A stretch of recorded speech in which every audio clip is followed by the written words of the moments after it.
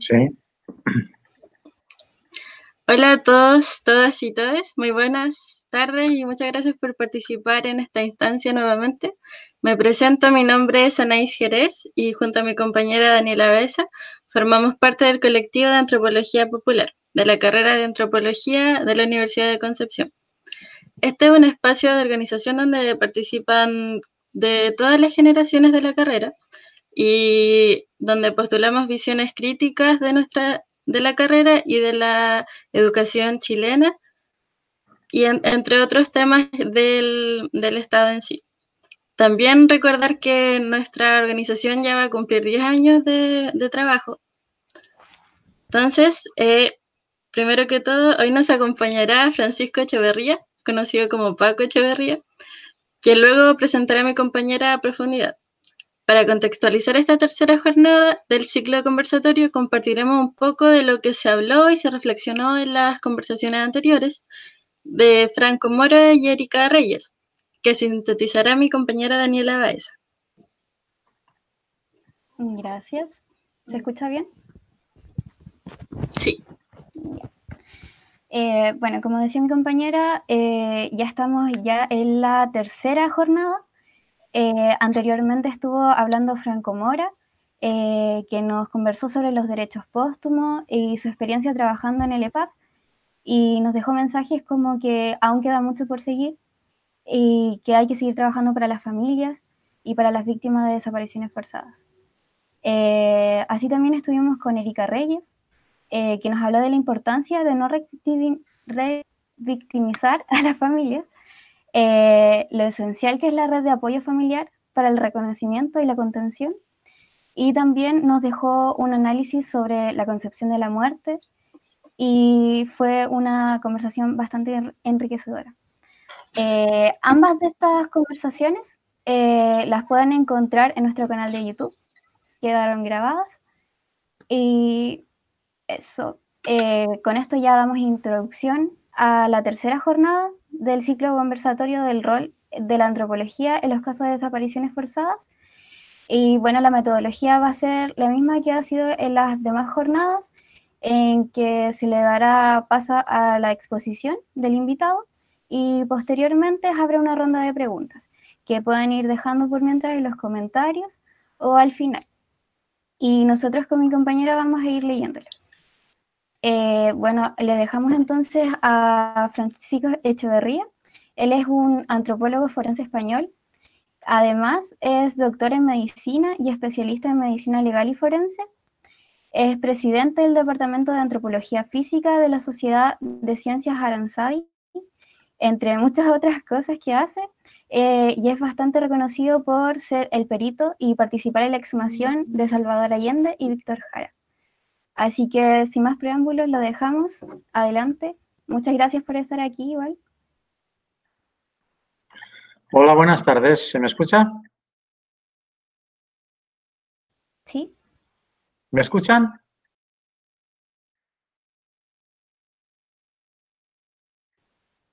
Sí, dicen que se escucha bien.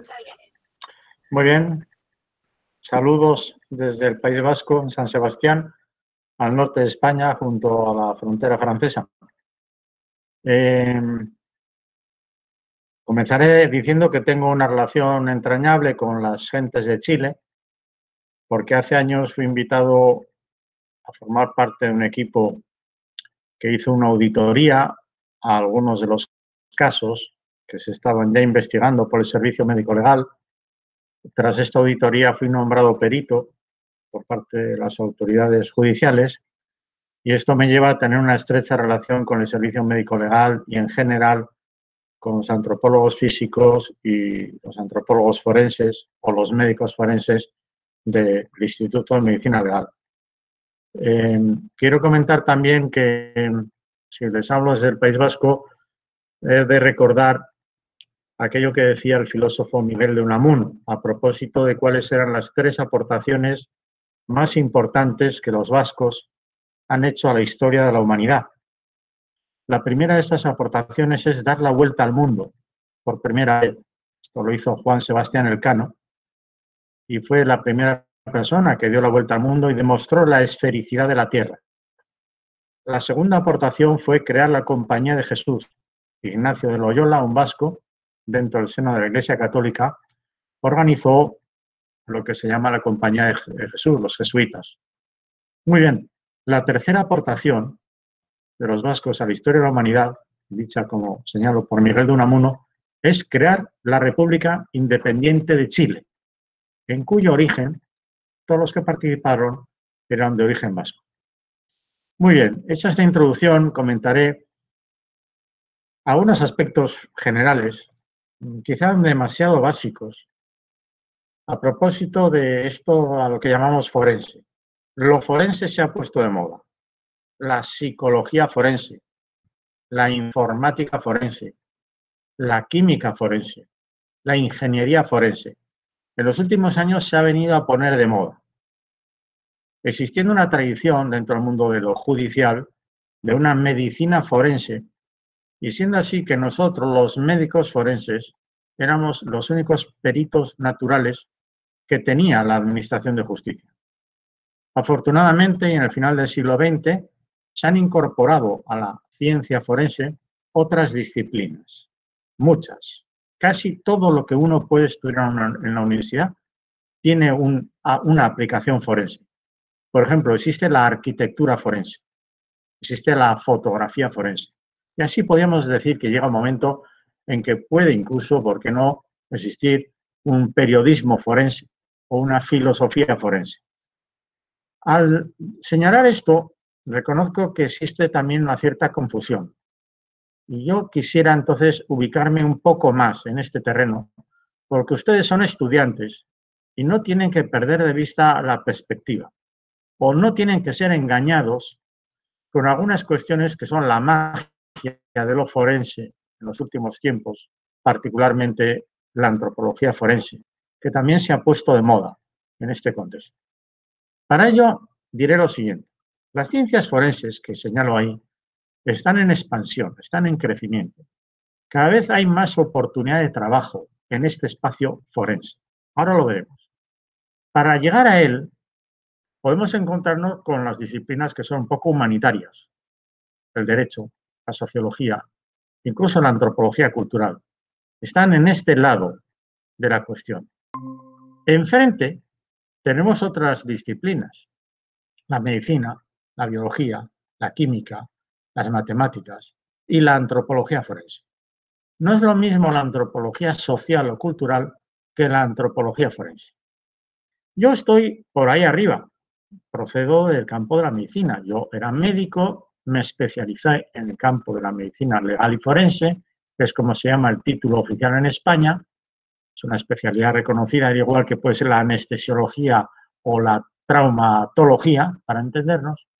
Y dentro de la medicina forense llegó un momento en el que se nos exigió a todos súper especializarnos.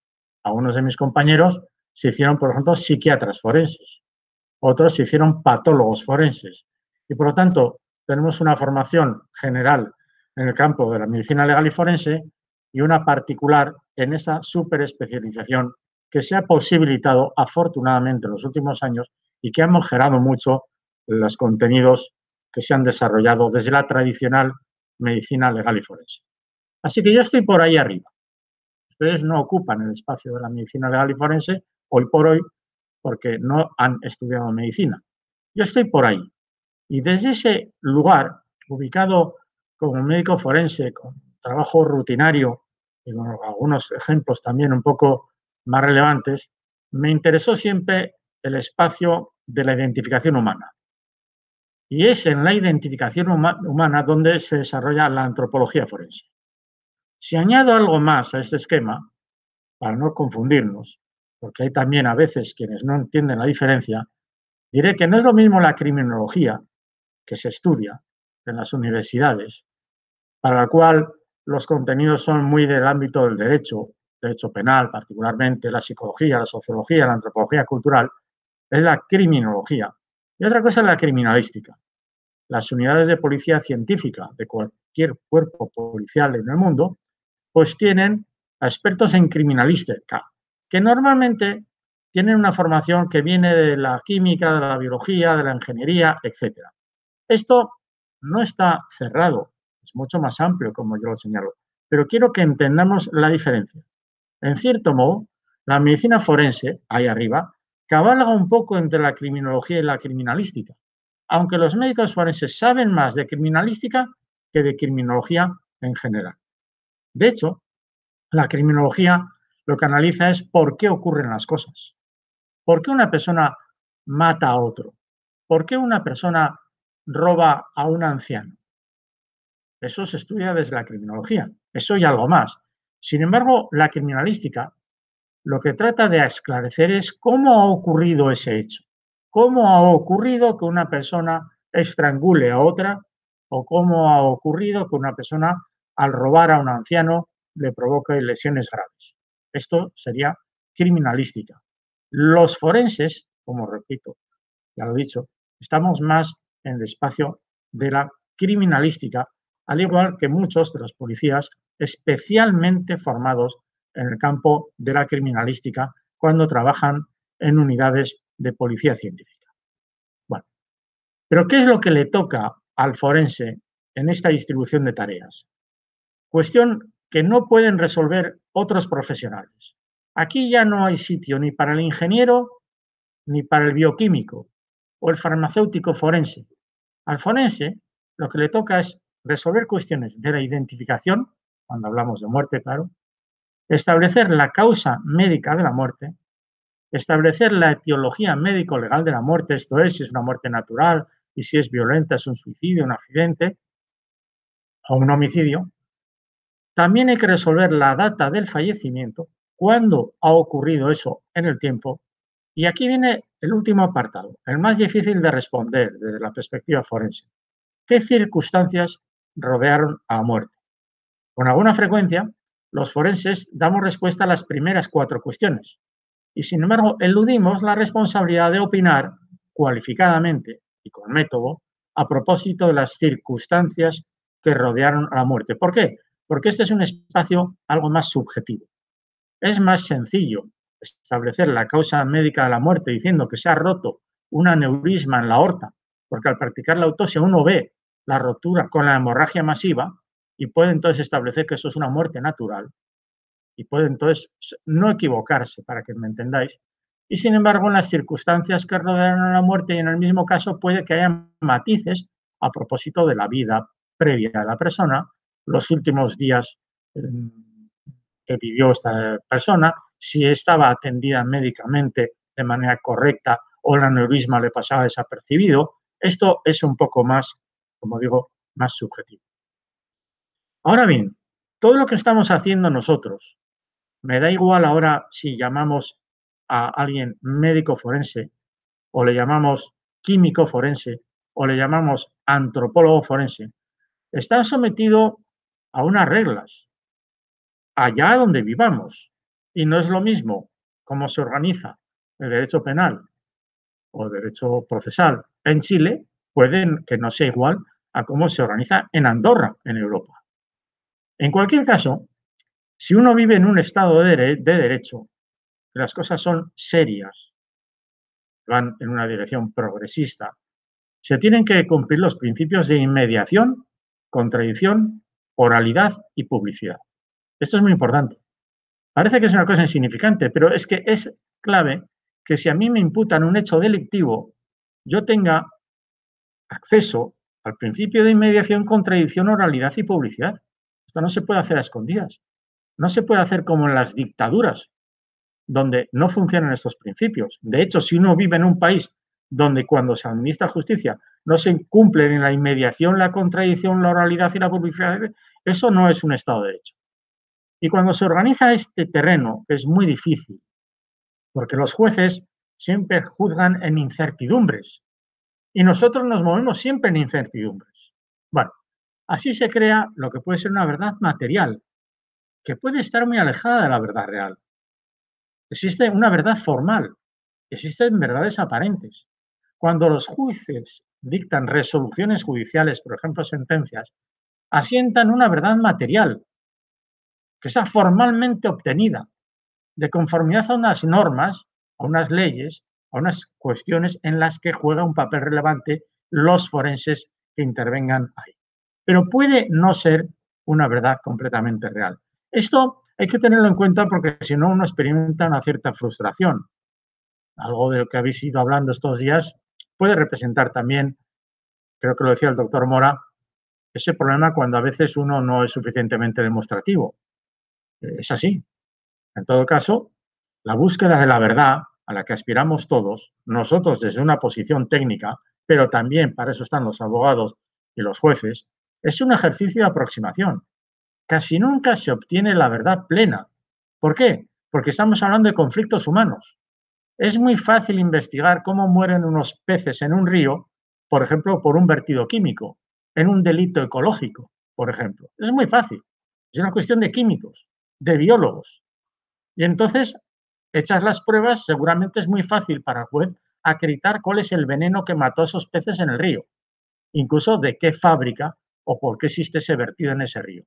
Sin embargo, en los conflictos humanos, donde una persona mata a otro, estos temas son mucho más complicados. Hay más incertidumbre en juego. Pero con todo, al menos se tiene que poder obtener esta formalidad mediante normas que están reconocidas y aceptadas previamente. Este es el juego, allá donde uno viva, con frustración o sin ella.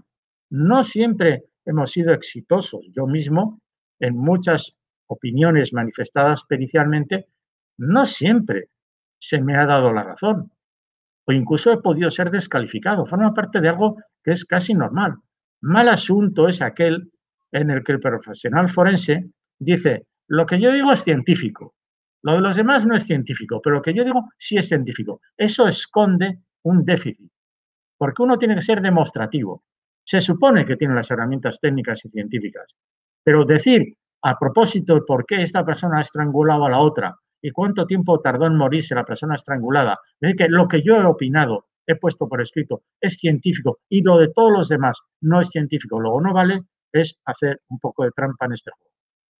Y afortunadamente en un Estado de Derecho, que es el segundo punto, como las resoluciones judiciales tienen que estar motivadas, porque no estamos en una dictadura.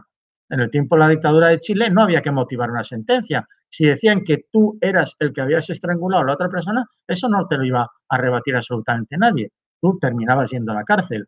Pero hoy día, afortunadamente, las sentencias tienen que estar motivadas, asunto por el cual los jueces tienen la obligación de basarse en elementos de prueba que son testificales, documentales y periciales. Y esto es muy importante. Porque fijaros, lo último es lo pericial, que es en lo que intervenimos los forenses, lo último.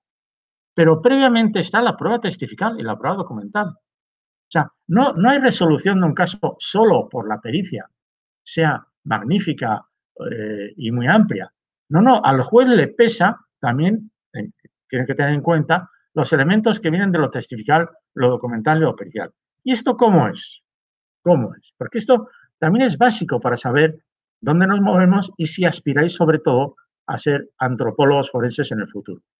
Bueno, lo documental, lo testifical y lo pericial. Nosotros estamos ahí. O sea, cuando generamos información, no somos testigos en los hechos.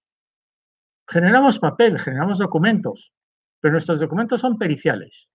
Y cuando hablamos de antropología forense, nuestra pericia se basa en problemas y asuntos de exhumación, de identificación y de causa de muerte. Y muchos más.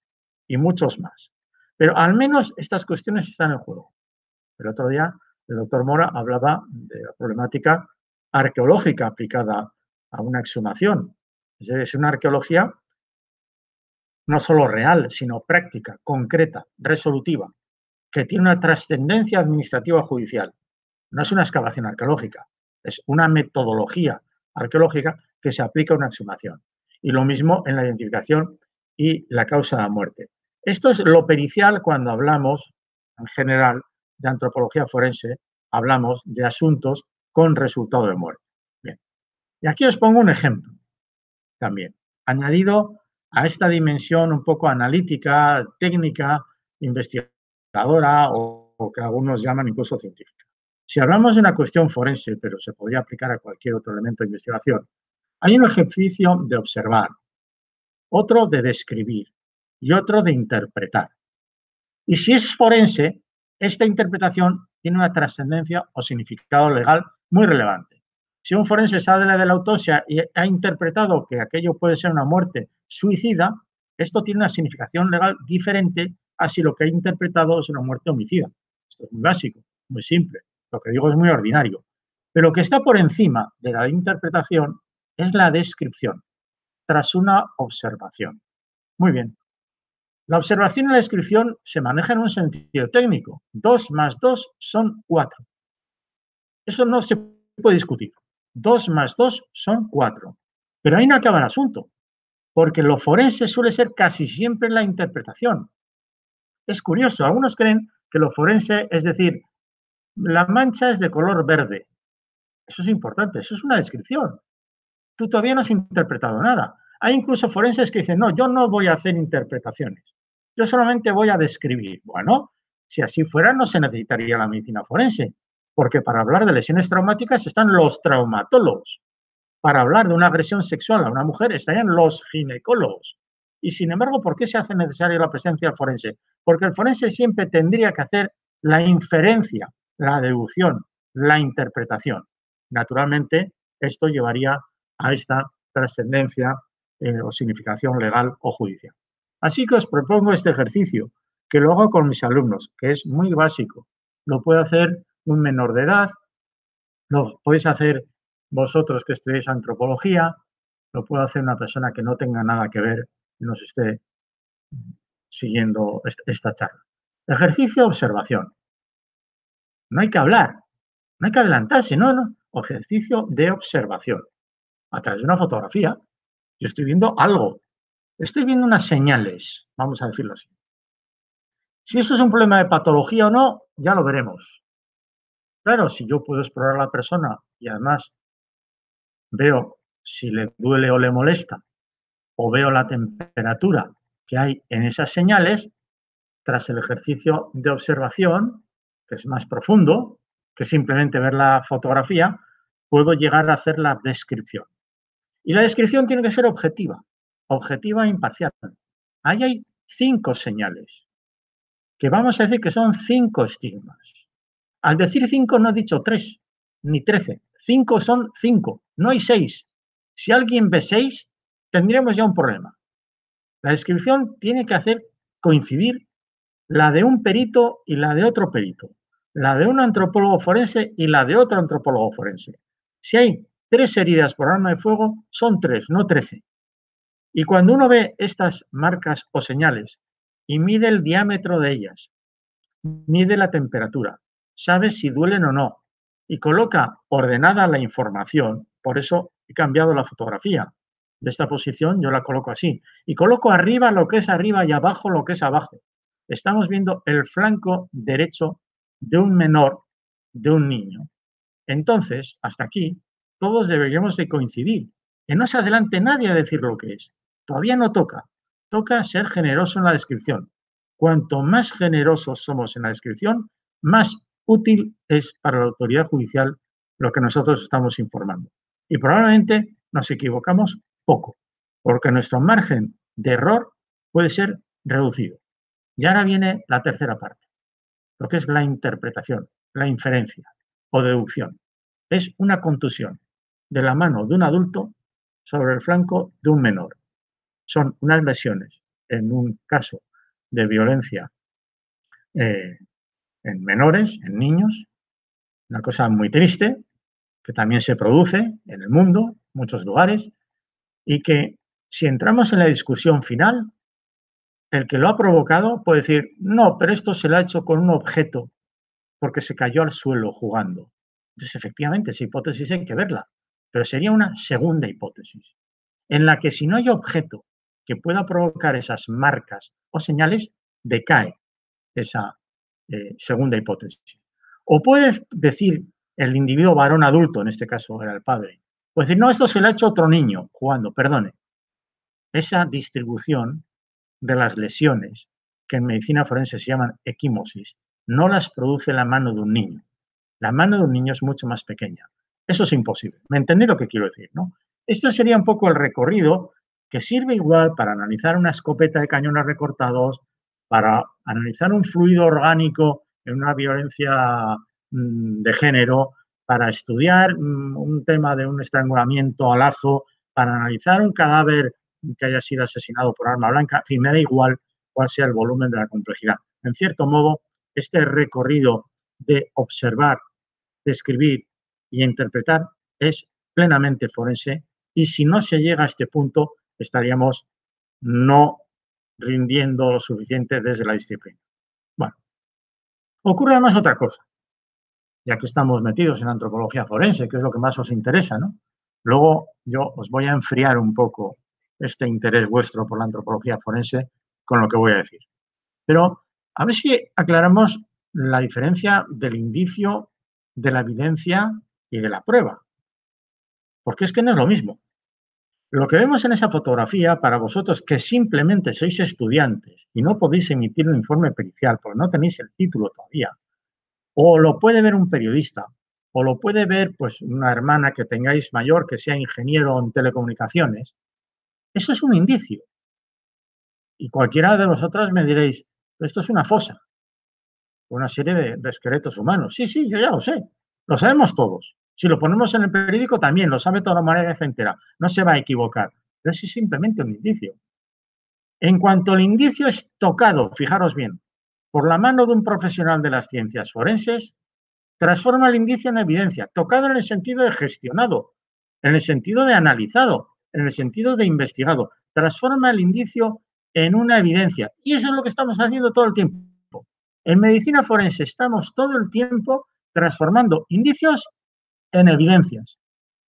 Y si la evidencia es validada no por el Comité de Expertos Forenses, no por la Asociación Internacional de Medicina Forense, sino validada en el proceso judicial en el que se plantea la discusión, se convierte en prueba.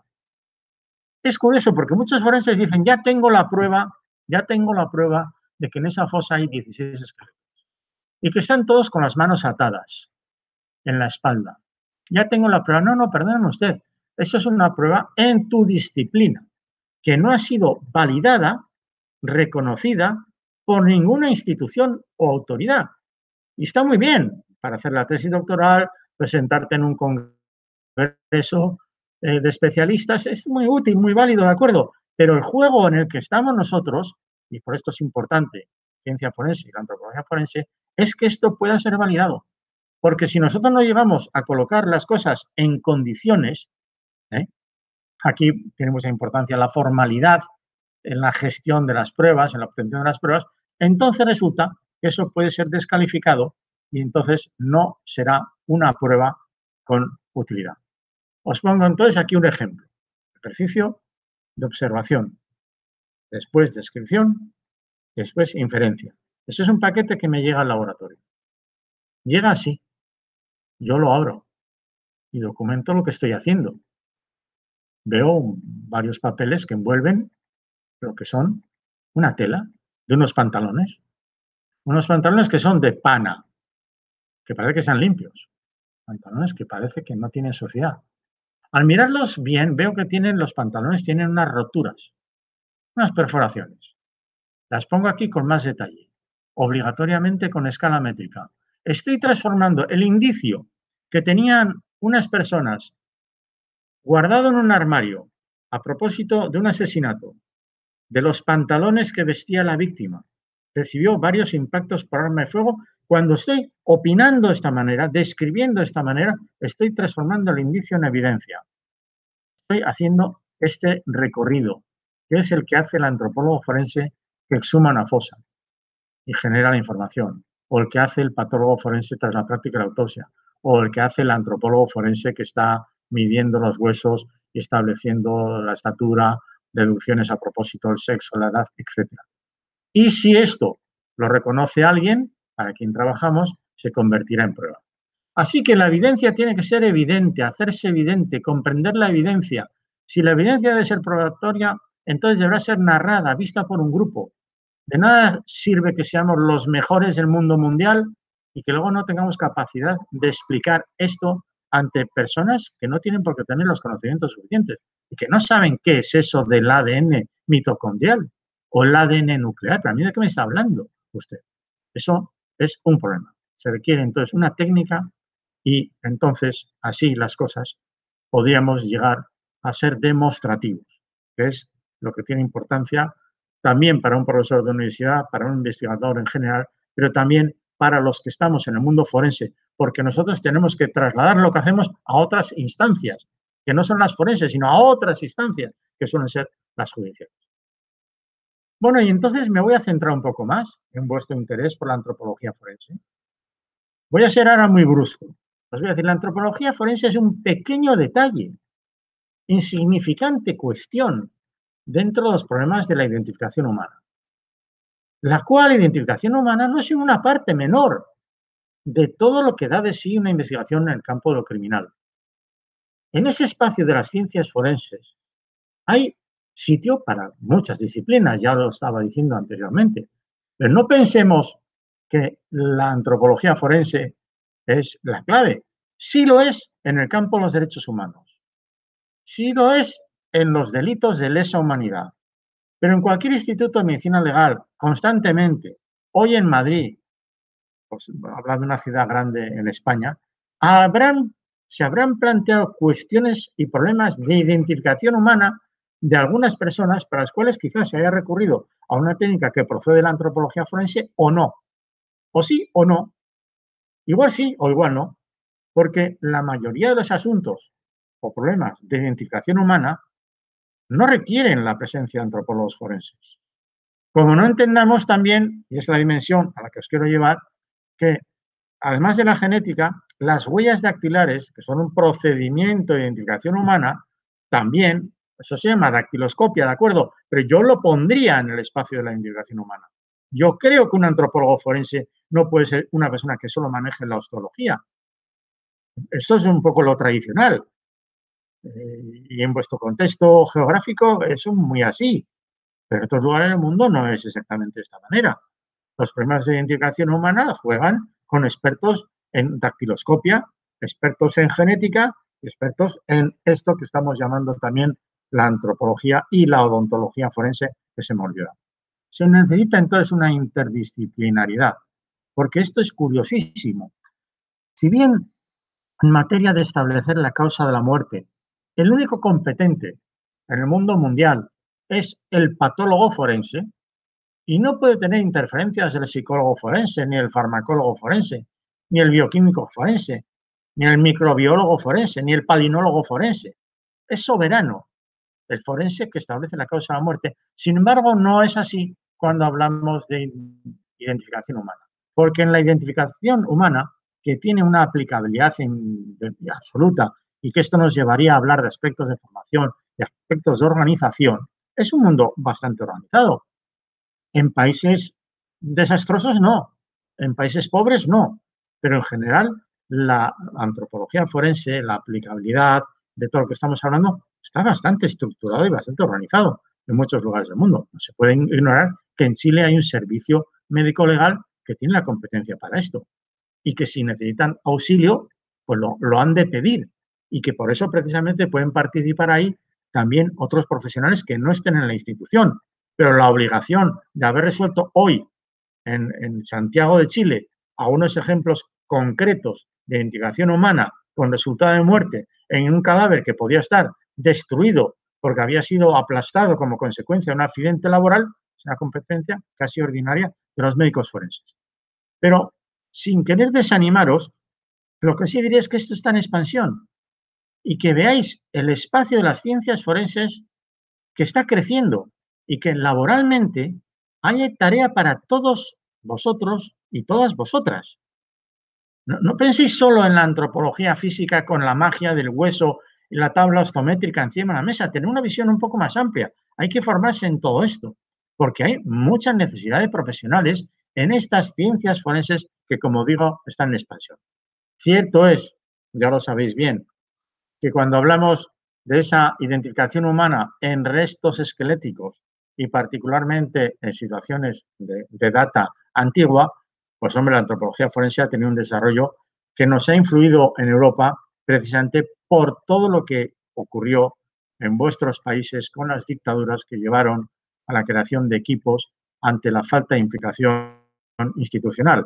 y se crearon equipos, son hoy día oficiales en cierto modo porque están reconocidos, a los que hay que también agradecer precisamente ese esfuerzo, que le dieron un impulso a la antropología forense porque el médico forense, es decir, yo, médico, no teníamos ni idea de cómo gestionar una evidencia en campo, ya que cuando hablamos de antropología, de fosas, enterramientos, etcétera, el tema es más complejo que ir a levantar un cadáver por un accidente laboral esta mañana en Santiago de Chile.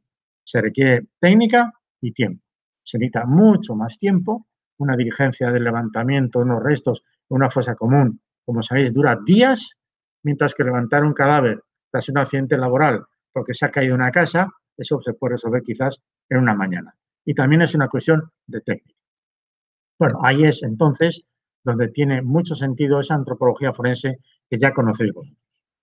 En realidad, esto se puede decir con otras palabras también, pero todos estamos tratando de reconstruir los hechos.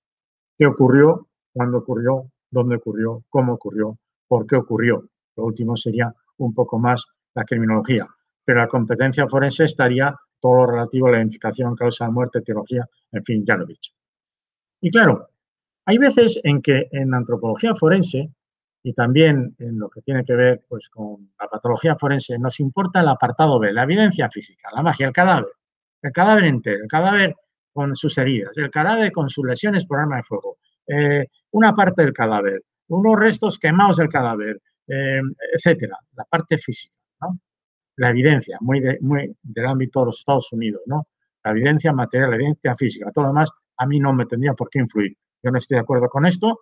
Yo creo que un antropólogo forense tiene que manejar la escena, tiene que saber de criminalística, tiene que saber de prueba documental, testifical y todo eso sirve para hablar de los elementos circunstanciales. Yo soy de los que piensan que el médico forense, el antropólogo forense, el arqueólogo forense están legitimados precisamente para hablar de elementos circunstanciales, diferenciando lo que es muy objetivo de lo que no es tan objetivo, por lo tanto marcando en las conclusiones también las diferencias. Os pongo aquí un ejemplo para expertos en patología forense, que probablemente no acertaría casi ninguno de los que yo conozco, por mucho que sepan de osteología. Aquí estamos viendo el área articular de una escápula del lado derecho. Creo que veis, no sé si se ve el puntero, estamos viendo aquí la clavícula. Aquí está la superficie articular, tiene una lesión degenerativa, tiene una artrosis, ya podemos empezar a decir cosas, el hueso está bastante degradado. Bien, si tiene una lesión degenerativa de hombro puede ser por cuestión secundaria, un accidente, un traumatismo, o puede ser como consecuencia de que tenga edad, probablemente sea una persona mayor. Pero ¿qué es esto? ¿Qué es esto que está aquí? Conectando la clavícula con la escápula, con la apófisis coracoides. ¿Qué es esto que no suele existir casi nunca, excepcionalmente? Bueno, ¿es una calcificación? ¿Es una osificación? ¿Es lo mismo calcificación que osificación? Porque no es lo mismo. Entonces yo hago un ejercicio de descripción y ya me encuentro hasta con problemas. Y hago la interpretación, porque me toca finalmente hacerlo, y digo, esto es una luxación acromoclavicular. Pero ¿cómo dices tú esto? ¿Y qué deduzco? Que tuvo un traumatismo directo de hombro. Esta persona tuvo un traumatismo directo de hombro, probablemente un choque contra el suelo por caída accidental sin mayor trascendencia, hizo una luxación de los ligamentos acromioclaviculares que luego se han venido a calcificar, como suele ocurrir precisamente en actividades deportivas. Esto es muy conocido en el campo de la medicina. Un traumatólogo conoce esto perfectamente. Un dermatólogo puede que no se acuerde, pero es muy fácil que esto no sepa interpretarlo alguien que procede solo de la balística forense o que procede solo de la dactiloscopia o que procede solo de la osteología o de la antropología. Ya os digo, os he puesto un ejemplo bastante difícil. Y entonces yo hago las inferencias. Esto, esta especie de cuerpo libre que está desarticulado, o sea, esto aparece dentro de la osamenta y eres incapaz de imaginarte si una calcificación por un problema pulmonar o procede de otro lugar del organismo. Se suele ver en los casos reales, es una radiografía en un caso real, y se produce como esta consecuencia. Yo hago este recorrido, ¿era un jugador de rugby? No, probablemente ni sabía lo que era el rugby esta persona, pero tuvo una lesión parecida y utilizo los ejemplos que están en la literatura, que son ordinarios, para explicarme que estos ligamentos, cuando se produce la luxación, que vemos aquí, llegan a romperse, se distienden y se rompen. Y si pasa esto, con alguna frecuencia calcifica. Y entonces aquí vemos el cuerpo suelto. Esta pieza indica la existencia de una luxación completa y así estamos todo el tiempo expresándonos, aunque si utilizo en el informe la palabra siempre, me estaré equivocando. Y si digo grave, también me estaré equivocando, porque son conceptos distintos en la parte clínica o en la parte médico-forense. Estas son entonces las cosas que tenemos entre manos. A vosotros, a vosotras os gusta la antropología forense. Para eso tenéis que tener una formación en el campo de la antropología física o biológica. ¿Puede llegar alguien aquí desde la antropología cultural? Sí, sí puede. ¿Puede llegar alguien aquí desde el campo de la arqueología? Sí, sí puede, pero es más complicado. Desde mi punto de vista, una buena antropología forense se hace si se tienen los conocimientos de la antropología física y se dominan también contenidos de la patología y la tafonomía. Querer hacer antropología forense ignorando esos lados de la pirámide que pongo aquí sería todo un error. Y entonces, además, se añadiría otras cuestiones. Porque, claro, si llevamos esqueleto, parece que la antropología tiene competencia. ¿Y si el cadáver está en putrefacción? ¿Y si el cadáver está fresco? ¿Y si está degradado? También. Afortunadamente ya hay institutos de medicina legal que han contratado a antropólogos para que intervengan en todos los casos de identificación humana, aunque el cadáver esté entero, porque ese cadáver entero tradicional, asunto del médico forense, también puede ser analizado de manera adecuada por quienes tienen la formación en el campo de la antropología forense. Y no hablo de delitos graves, muy graves, como pueden ser los de lesa humanidad. Hablo de las circunstancias reales de crímenes que se producen con ocultamiento del cadáver y que cuando se está encontrando aparece en descomposición y si sirve el análisis de algo será lo toxicológico, por ejemplo, en tejidos y también lo que diga el antropólogo a través de la osteología. Pero bueno, yo sé que lo que os gusta es esto. La magia, y esto está de moda, la vemos con todo tipo de jóvenes estudiantes que quieren desarrollarse en el campo de la antropología física, de la antropología forense, participar, por tanto, también en el rescate, en la excavación. Hay una tarea de campo muy para los arqueólogos y hay una tarea de laboratorio. Podríamos distribuir los contenidos aproximadamente así, pero hay una disciplina que ha venido a abarcarlo todo de manera legítima, como es la antropología forense. La antropología forense está integrando en el momento actual contenidos que vienen de la genética, de la odontología, de la patología, de la arqueología y la tafonomía. Un buen antropólogo forense también tiene que entender y saber de estas otras cuestiones. Hoy día hay un liderazgo en este espacio por parte de los antropólogos. En cierto modo en vuestros países, no así en Europa, todo hay que decirlo. En Europa los institutos de medicina legal a veces integran o no o llaman, dependiendo de la necesidad, a algunos antropólogos. Por ejemplo, algunos accidentes que ha habido aéreos, etcétera, han exigido la presencia inmediata de los antropólogos forenses en los equipos tradicionales forenses. Pero de todo lo que os estoy contando, quizás lo que más me interesa es esta diapositiva que veis aquí. Casi debería haber centrado mi charla solo con esta diapositiva y haberme olvidado de todo lo anterior. Fijaros una cosa, os interesa el operativo forense, el que sale en la tele, el que es visualmente reconocido por todo el mundo, el rescate, la fosa, el campo, lo que mide, el pH de la tierra, la toma de muestras biológicas, los análisis químicos de la tierra, el hueso, el estado de conservación, lo que mide, la patología, las formas, el operativo forense. Y a mí me gusta muchísimo también, yo intervengo en esto constantemente. La semana pasada estamos haciendo una exhumación, estamos muy metidos, concretamente en España, por el tema de las fosas comunes de la guerra civil, donde ya hemos recuperado unos 9.000 esqueletos entre unos equipos y otros. Pero ahí no hay tanto sitio de trabajo para todos. No todos los que estéis viendo esta presentación vais a poder ser antropólogos forenses participando en el operativo forense mágico y tan visual como en las fotografías anteriores, como en esta que os decía. Sin embargo,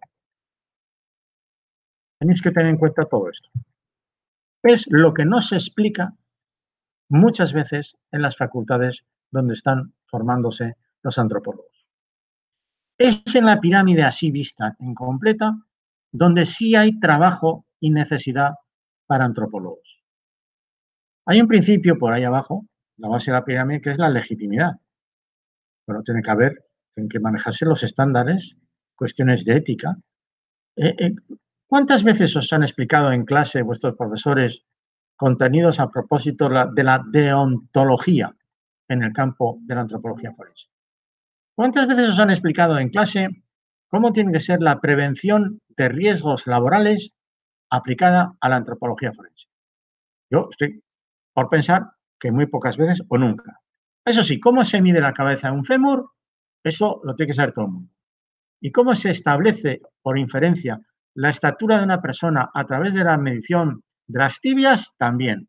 Pero otros aspectos, como pueden ser los principios de legalidad, el marco jurídico, cuestiones relativas a las familias, a las comunidades, creo que esto os importa mucho, ha salido en las preguntas de las dos últimas conferencias, toda la formación que podemos no tener los médicos a la hora de gestionar situaciones de duelo o acercarnos a las familias, porque todo esto, si hablamos de derechos humanos, tiene que ser con la familia al lado. No puede ser con la frialdad con la que yo he hecho muchas autopsias, que tras la práctica de la autopsia no podía hablar con la familia, porque la única persona legitimada para hablar con la familia era el juez. Yo le transmitía al juez y era el juez el único que podía trasladar la información que se había generado en la práctica de la autopsia. Hay que hablar de problemas logísticos. ¿Cuántos de vosotros tenéis formación en aspectos logísticos? Necesitamos profesionales del campo de la antropología forense que no vengan a excavar el hueso, sino que resuelvan cuestiones logísticas. Esto en operativos complejos es fundamental, si no, es que no se puede resolver nada. No se puede, como ya dijo el doctor Mora, ir a las Malvinas a 0 grados de temperatura y a veces inferiores a 0 grados para estar 3 meses con un viento polar haciendo unas tareas de exhumación para recuperar más de 100 cuerpos y que falle una cuestión logística que tenga que ver con el agua o con la electricidad. O sea, son asuntos en los que nosotros, yo, médico, no tenemos preparación y formación. Necesitamos antropólogos forenses que sean expertos en logística, por ejemplo, y que sepan, como hace la Cruz Roja, Comité Internacional de la Cruz Roja, cuando envían a unos cirujanos a un país en guerra y tienen que hacer operaciones quirúrgicas y tienen que organizar una tienda de campaña para hacer y montar el aparato rayos X, todo eso, ¿quién lo va a hacer? El cirujano. Puede que no esté en condiciones de hacerlo. El punto quinto de la pirámide sería la gestión, la gerencia. ¿Pero quién va a gerenciar todo esto? Si la cuestión no es excavar bien o mal, que la gente excava bien, o medir bien o mal los huesos, que la gente lo hace bien, sino quién gerencia todo eso. ¿Cómo se consolida toda esa información? ¿Quién lo va a hacer? ¿Los psiquiatras forenses? ¿Los microbiólogos? ¿Los patólogos forenses? No, lo deben hacer, lo pueden hacer, lo debéis hacer los antropólogos forenses, ocupando todos los espacios laborales, profesionales, en unidades de policía científica, de policía judicial, en institutos que trabajan esas cuestiones, donde creo que tiene utilidad el criminólogo y el antropólogo. Llamemos de forenses a los dos, ¿no? Criminólogo forense y antropólogo forense. Creo que esa formación puede tener utilidad. Y luego estaría el operativo forense, a que también podéis llegar. Yo no quiero decir que no vayáis a participar nunca ahí y que os toque solamente la parte de abajo. No, pero es que laboralmente los profesionales que se han ido formando han encontrado ubicación a veces en aspectos que no son exactamente el operativo forense. Recordaba estos días a uno de los miembros del equipo argentino de antropología forense, en la actualidad no está trabajando en el laboratorio, pero lleva lo que es la unidad de, no sé cómo se llama, de desaparecidos en Argentina. Todo lo relativo a las bases de datos, a la gestión de todo eso. Lo podía hacer un ingeniero o un abogado o un economista, pero lo lógico es precisamente que lo haga una persona con esa mentalidad. Y claro, todo esto tiene un punto que es el que marco ahí abajo, que es importante, el de la credibilidad.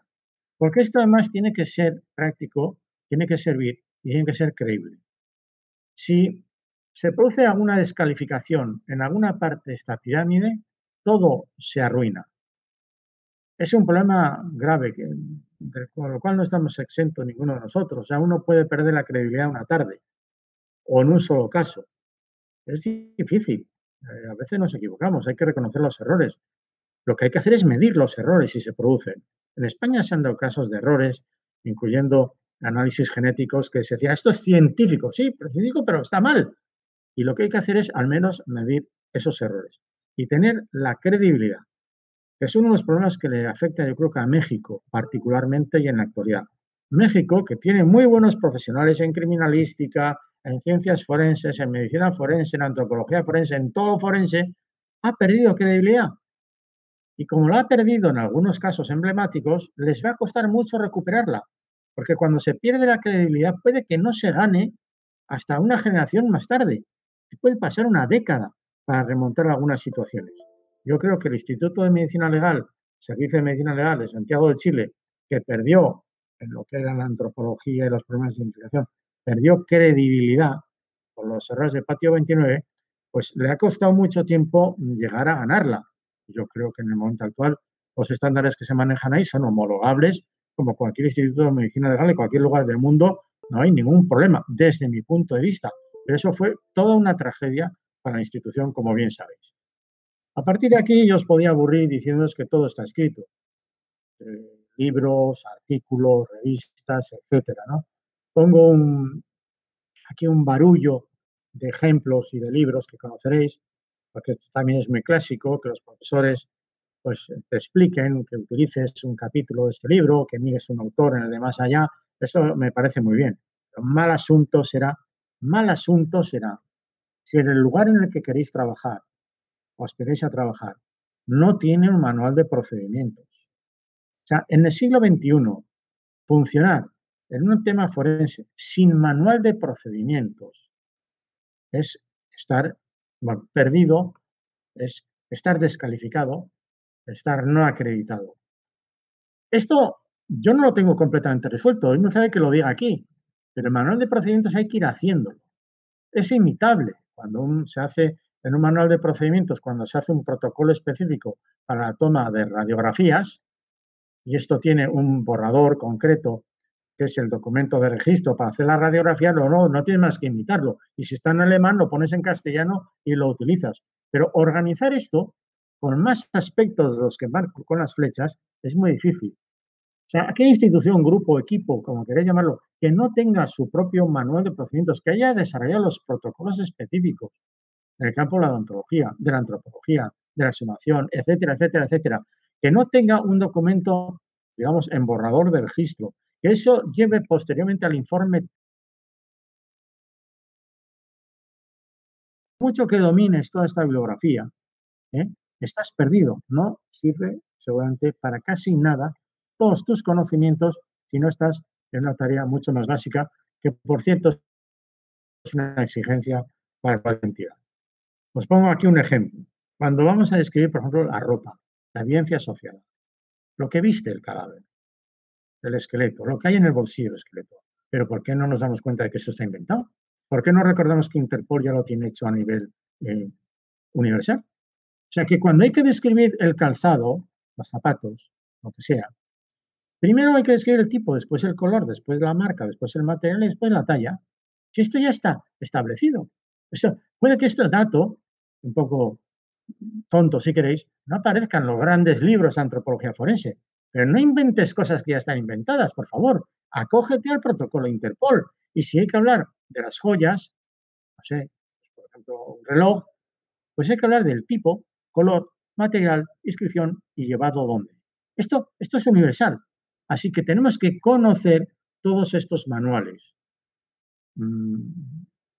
Al tiempo, también Chile se crean asociaciones como la vuestra y en España no podemos dar muchas lecciones porque vamos muy retrasados. La creación de la Sociedad Española de Antropología Forense es relativamente reciente. Yo hace 20 años no creía que fuera necesario. Ahora sí lo veo cada vez más claro. Desde esa asociación, y tenéis los documentos accesibles gratuitamente en PDF en Internet, pues hemos hecho unas recomendaciones a Antropología Forense para España. ¿Sirven para Francia? Si en Francia igual ya lo tienen resuelto. Y así entonces no podéis olvidar las guías y estándares, como por ejemplo la gestión de cadáveres que tiene hecho el Comité Internacional de la Cruz Roja. Es que no puedes vivir desconociendo que existe el protocolo de Minnesota, actualizado en época reciente, cuando hablamos de desaparición forzada. No puedes desconocer que el Instituto de Medicina Legal de Bogotá, y es accesible toda la documentación, tiene una guía para identificación de cadáveres que es perfectamente homologable. Esto normalmente en la universidad no te lo recomiendan nunca. Te hacen ir al libro estadounidense escrito en inglés de un antropólogo que, por cierto, igual está desfasado, cuando la realidad viva de lo que está pasando en la necesidad forense está resuelta en estos textos que cuestan 0 euros. Es que alguien en vuestro mundo, en el área en el que vivís, puede desconocer este texto que es, iba a decir, del Comité Panamericano de las Ciencias de la Salud o algo parecido, que se llama Manejo de Cadáveres en Situaciones de Desastre. Ya está inventado. Y entonces ahí te hablan de aspectos psicológicos, socioculturales. Y en el trabajo médico legal tienes todo esto. Desde cómo hay que proceder a la identificación, qué hay que hacer con los cadáveres, cómo se han de recuperar. Pues eso está inventado. O se nos va a olvidar la Guía Latinoamericana de Buenas Prácticas para la Aplicación en Antropología Forense, editada por ALAF, Asociación Latinoamericana, con la Cruz Roja Internacional, hace muy poco tiempo. Fijaros, de todos los libros que se han comercializado, hay uno que destaca, en general, por la persona que lo escribe, la doctora, y porque en este manual de antropología forense, muy vendido en castellano, en España, el último capítulo, esta doctora lo dedica precisamente a cómo hay que gestionar la parte pericial. Es curioso porque los demás tratados de antropología te hablan, eso sí, vamos a repetir, de cómo es el diámetro de la cabeza femoral, pero no te hablan de esta parte final, que es la aplicabilidad de esto cuando quieres transformar el indicio en una evidencia y sobre todo con trascendencia judicial.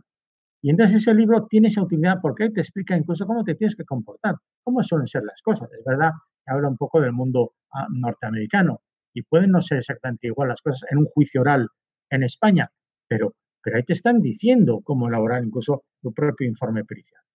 Tendríamos, por otra parte, toda la información que genera el Instituto de Medicina Legal en Bogotá. Yo creo que es una referencia. En este momento, desde mi punto de vista, y que no se moleste nadie, se están haciendo las cosas muy bien en muchísimos países. Podemos hablar desde Panamá a Argentina, Santiago de Chile. Bogotá tiene un Instituto de Medicina Legal muy, muy interesante. Si alguna de vosotras o de vosotros tiene que hacer una estancia científica en algún lugar del mundo, puede venirse a Europa. Pero no os olvidéis de Bogotá, porque las cosas están muy pensadas allí. Así que entonces, tener en cuenta estos materiales, que todos ellos son accesibles. Y como estamos en un contexto de desaparición forzosa o forzada, ¿será que se nos va a olvidar que el año pasado, el 2019, ya Naciones Unidas hizo una guía de principios rectores para la búsqueda de personas desaparecidas? Porque es que a veces uno se queda desfasado, ¿no? Yo mismo también, me cuesta mantenerme actualizado, pero ¿será posible que esto no se distribuya en el mundo universitario para que lo sepan todos los alumnos? Porque es lo vigente en la actualidad. O sea, ahí te están diciendo cuestiones como todas estas. No vamos a ahora entretenernos, pero el punto 10, la búsqueda debe ser organizada de manera eficiente, es obvio.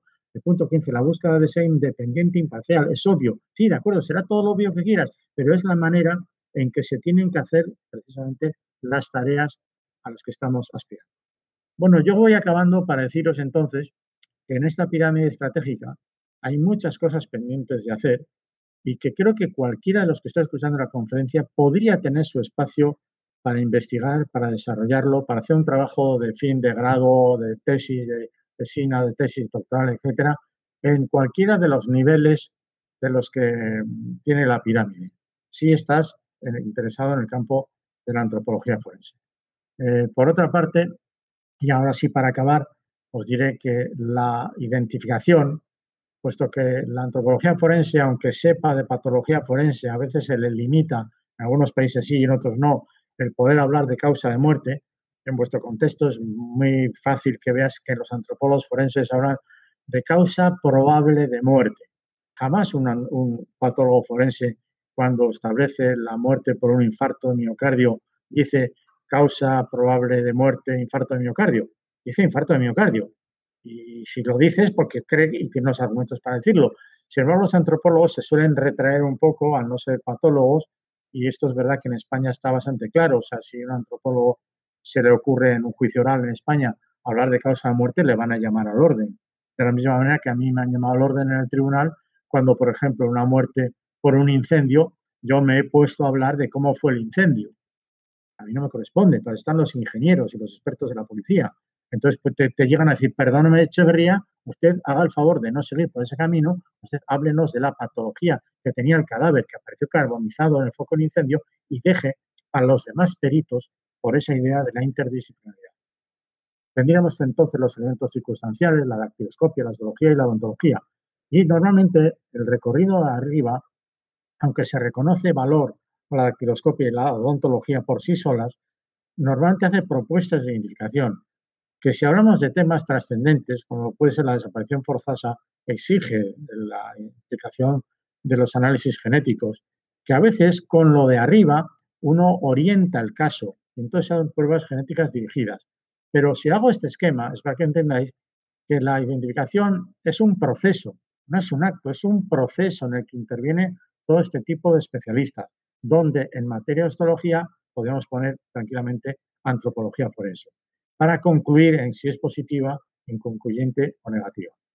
El problema en el que estamos en la actualidad, si me habéis entendido lo que he hecho hasta ahora, es en que en materia de identificación humana intervienen varias disciplinas y desde varias instituciones, y esto genera una cierta confusión.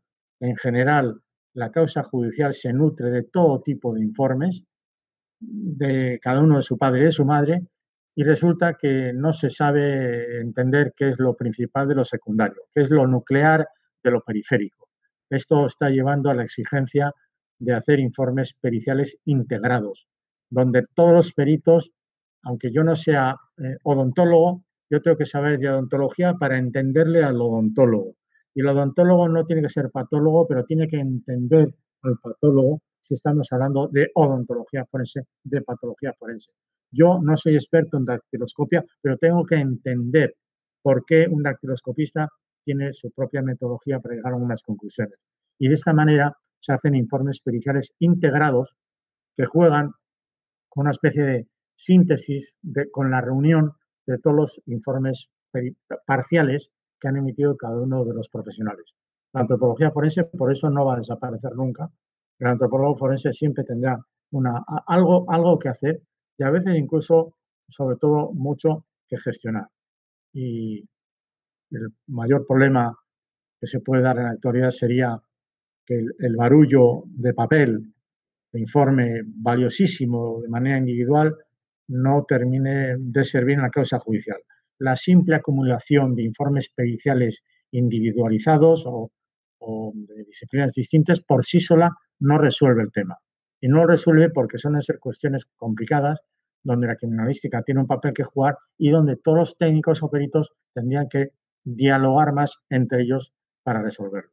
Un antropólogo forense también será la persona que pueda ordenar a veces este caos y sacar alguna síntesis de toda la documentación. No son pocas las veces en que yo, habiendo intervenido en asuntos complejos, me he encontrado con que las claves ya estaban resueltas, estaban en el propio papel, en las propias diligencias judiciales, en esos miles de folios acumulados donde había materia suficiente para poder entender lo principal de lo secundario o poder darse cuenta de que había algún aspecto por el cual se podía sacar un rendimiento mayor a la propia investigación.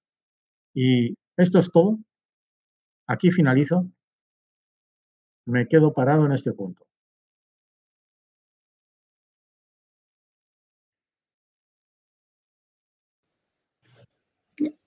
Muchas gracias por su presentación. Estuvo súper clara y concisa.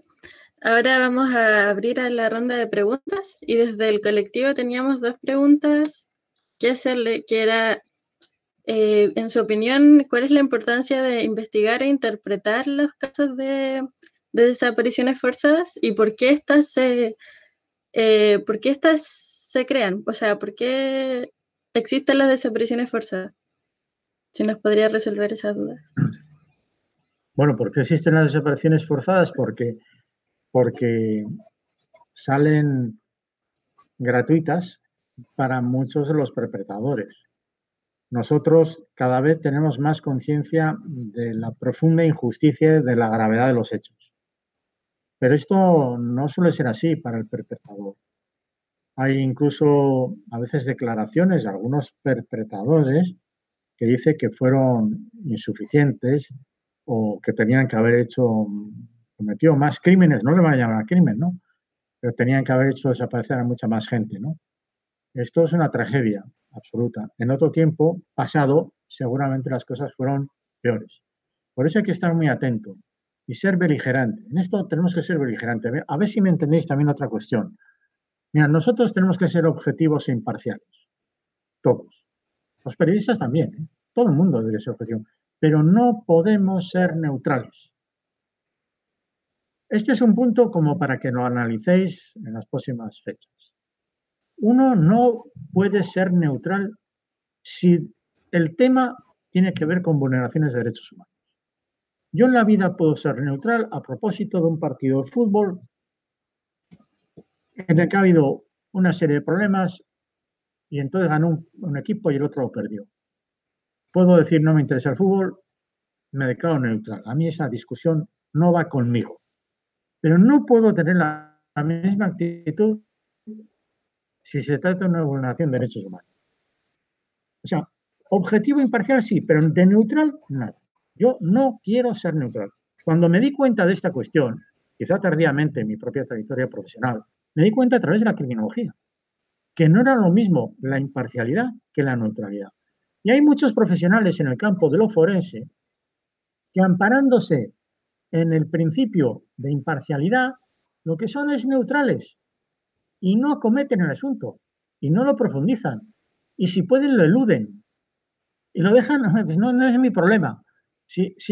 Esto es como lo siguiente, si una mujer va a urgencias de un hospital y alega haber sufrido malos tratos en la violencia de género, el médico que está delante tiene que ser objetivo e imparcial, pero no puede ser neutral. El médico tiene que añadirle un plus. ¿Y qué será? Pues, en fin, lo que le toque, están los protocolos, ¿no? Pero no puede decir, no, bueno, pues esto es lo que dice la señora, total, tiene una herida, entonces yo le atiendo la herida y a mí no es mi problema, a saber qué es lo que pasa ahí detrás. No. Tú no puedes ser neutral. Y como me estás preguntando por la desaparición forzosa, yo estoy dispuesto a no ser neutral. No quiero ser neutral. Y si se producen estos ejemplos, han de saber los perpetradores que cada vez estamos en mejores condiciones de poder aclarar las cosas, si hay impulso político suficiente. Claro, si no lo hay, como pasa en muchos países, podemos recordar aquí el asunto de Lonquén, en Chile, cuando en plena dictadura se encuentran los primeros desaparecidos en los hornos de Lonquén, escondidos los cadáveres allá. Claro, esto era un problema porque trascendió por todo el mundo. Se decía que había desaparecidos, pero como no se encontraban, no había desaparecidos hasta que aparecieron. ¿Y qué hicieron los militares?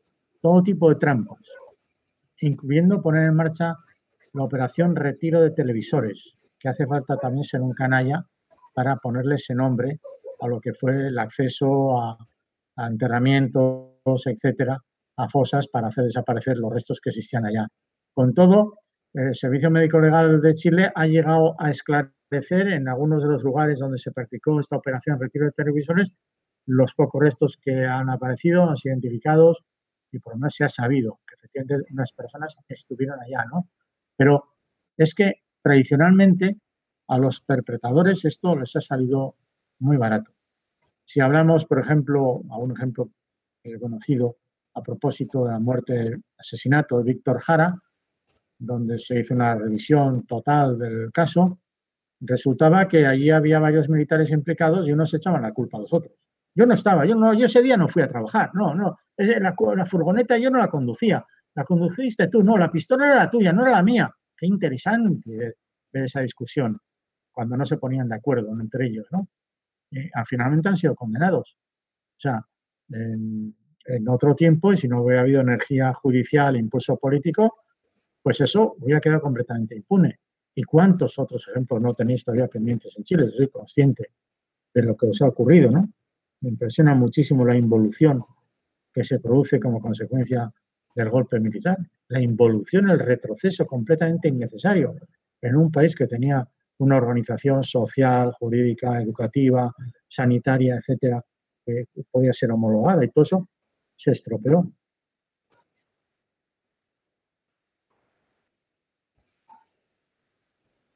Qué importante lo que nos comenta. Yo creo que compartimos fuertemente lo que dice, sobre todo el tema de no ser neutrales.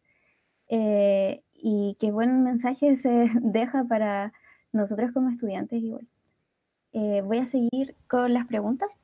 Hay una acá en los comentarios que dice que desde su experiencia, ¿se ha podido observar sobre la antropología? ¿Qué ha podido observar sobre la antropología forense en Chile? En Chile, pues que concretamente ahora existe un equipo con gente muy joven, con unas expectativas en lo laboral y en lo profesional muy buenas de cara al futuro, cuando tras una crisis muy importante se reorganiza lo que es la unidad, que entonces se llama Unidad Especial de Identificación, y que cada vez puede tener más competencia. Y en todo caso, lo que tiene es una capacidad resolutiva importante. Los informes periciales que se elaboran en la actualidad son perfectamente homologables.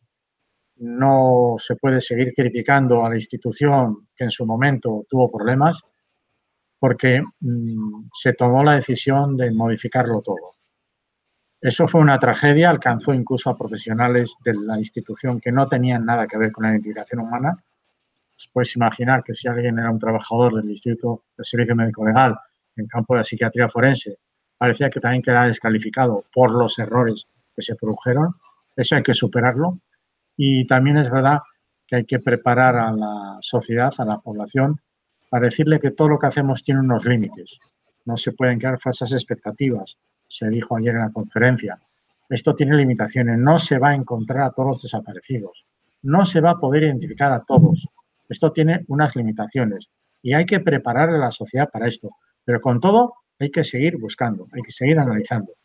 Las instituciones, el gobierno tiene que poner los medios materiales y los medios humanos. Y en Chile, por los que se han formado en la universidad, que se han incorporado al instituto, al servicio médico legal y que han trabajado en equipo ya con protocolos, yo veo que las cosas se están haciendo muy bien. Sería otro lugar para ir a aprender en este momento. Aquí también Mauro pregunta cuál es el rol de la fotografía en la antropología forense. Claro. Podemos extendernos a lo que queráis. Fijaros, en nuestro equipo, cuando vienen personas y dicen, a mí me interesa la antropología forense, yo quiero colaborar, quiero participar, quiero hacer un trabajo, fin de grado, etcétera, uno siempre le pregunta, bueno, ¿y tú, a lo tradicional de la antropología forense, qué le añades? ¿Qué más sabes? Hay gente que no le añade nadie más. Hay otros que dicen, yo sé idiomas, sé alemán, francés, inglés. Bueno, muy interesante. Eso nos viene bien a todos, ¿no? Imaginaos que entonces viene alguien y dice, no, no, yo soy un experto en fotografía. Yo eso lo sé hacer perfectamente, dejarlo en mis manos. Eso es una ventaja para nosotros. Yo soy médico. Yo puedo no ser la persona que mejor, que haga las fotografías más adecuadas. Si viene una persona que dice, déjalo en mis manos, porque yo de vídeo y de fotografía soy el número uno. Eso es una ventaja, tiene sitio, se incorpora fácilmente. Ese plus, ese añadido, y por tanto ahí hablamos ahora de fotografía forense, tiene una importancia trascendental. Hoy día las cosas que no se pueden ver y que no son demostrativas no son creíbles. Y ya es normal en España que cuando va un forense lleve su PowerPoint a la sala. Y sin embargo la sala no es el mejor sitio para proyectar el PowerPoint porque tiene el tribunal de jurado, la fiscalía, los abogados, es una especie de lío, no está preparado el lugar del juicio oral. Pero es fundamental, ante un tribunal de jurado, en un delito de homicidio, donde las fotografías sean correctas, no hay que hacer truculencias con la sangre y añadirle un morbo, sino las cosas claras, a través de la imagen, es un soporte de tal fuerza frente a lo que eran dibujos que hacíamos en otro momento nosotros, esquemas simples. En el caso de la muerte del presidente constitucional de Chile, Salvador Allende, los esquemas que hay, pues están hechos casi a plumilla, ¿no? Hoy día esa misma escena tendría imagen no solamente en color, sino en vídeo, y se podrían hacer reproducciones a propósito de la interpretación de las lesiones. Pero claro, en el año 1973 esos recursos no estaban. En fin, quiero decir con esto que todo lo que tiene que ver con tecnología, informática, que la gente joven domina mejor que nosotros, eso tiene una aplicabilidad y una utilidad extraordinaria. Y en cuanto a la fotografía forense, yo conozco un solo libro escrito sobre fotografía forense. Por cierto, está escrito, yo creo que es un alemán o un francés, pero el libro está escrito en castellano.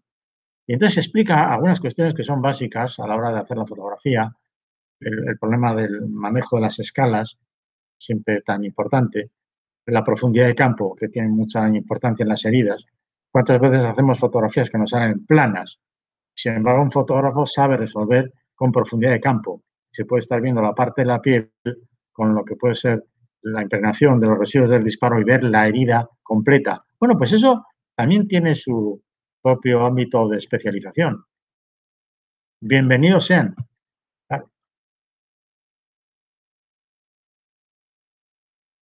Qué interesante conocerlo. Sería bueno igual compartir ese libro.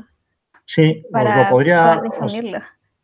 Os lo diré en un correo electrónico, yo lo tengo, lo compré precisamente en un congreso de la Asociación Latinoamericana de Antropología Forense, donde este hombre, que había participado en algunas misiones internacionales como fotógrafo, pues terminaba haciendo algunas recomendaciones. Yo no conozco más libros, quizás tenga esto que ver también con mi limitación, mi limitación en el tema de la fotografía forense, pero es que el libro se llama así. Fotografía forense aplicada a la antropología forense o algo así. Voy a seguir con las preguntas. Paulina Martínez pregunta, ¿cuál es el desafío de la antropología y de las ciencias forenses para Latinoamérica y sus conflictos? ¿Y cómo se puede acercar estos conocimientos a la población en general? Bueno, pues es muy difícil, porque no es lo mismo lo que puede pasar en México en la actualidad que en otros países en vías de desarrollo. Yo creo que todo pasa por ser un poco, nosotros, digamos, tendríamos que ser, a veces sin forzar las situaciones, tendríamos que demostrar la utilidad de lo nuestro en los procesos judiciales, para que la reclamación se haga por parte de las autoridades. Quizás, no sé, en España hace muchos años no se veía necesaria la presencia de los psicólogos. Hablamos de víctimas, había víctimas por todos los lados, y sin embargo los psicólogos no tenían ningún papel que jugar. Los psicólogos, que es una disciplina mucho más nueva que la medicina, se fueron abriendo un camino legítimo en el espacio forense. Y este es el momento en el que nadie discute, no puede haber ningún tribunal en España, o juez o fiscal, que renuncie o desprecie lo que pueden aportar los psicólogos. Ha sido un mérito y un esfuerzo de los psicólogos. Yo ahora me voy a la antropología forense. Probablemente nos falta también hacer este tipo de marketing a otras instancias, no entre nosotros, no para buscar más alumnos, sino para demostrar a las autoridades que están próximas de por qué es mucho más ventajoso incorporar a los antropólogos, demostrar en los institutos de medicina legal que la presencia médicos y psicólogos y fotógrafos, y de pronto también requiere en ese staff incorporar antropólogos forenses. Es una ventaja para todos los que trabajan en la institución. Fijaros una cosa que me llama a mí la atención y lo he explicado en otros lugares del mundo. En el Servicio Médico Legal de Santiago de Chile hay al menos una persona, bueno, hay más de una, pero alguna, cuya formación está en el campo de la arqueología. ¿Por qué? Es una gran ventaja, porque esa persona se dedica también a analizar la evidencia asociada y sabe gestionar la evidencia asociada mucho mejor que un patólogo forense. Cuando hay que describir si una tela tiene algodón o tiene nylon o el porcentaje de fibras, eso no lo sabe hacer un médico, ni un psicólogo, ni un bacteriólogo, ni un genetista. Para eso están las unidades de policía científica y también en los institutos de medicina legal personas que tengan esta formación, que saben decir cómo es la gama de los colores, cómo es la textura, cómo está hecha la propia trama de la tela que estamos analizando, en la cual, por ejemplo, pues hay una mancha que la va a estudiar el experto en manchas. Pero hay otras personas que procesan estos materiales y son muy eficaces. Sus informes periciales son de una gran utilidad. No pueden faltar en temas de relevancia los informes periciales hechos por aquellos profesionales que manejan la evidencia asociada, y ahí entrarían perfectamente algunas de estas categorías. Quién sabe si alguien de vosotras o vosotros un día no va a tener la responsabilidad de ser contratado por un instituto de medicina legal o unidad de policía científica que requiera precisamente esos conocimientos y que sepa acceder.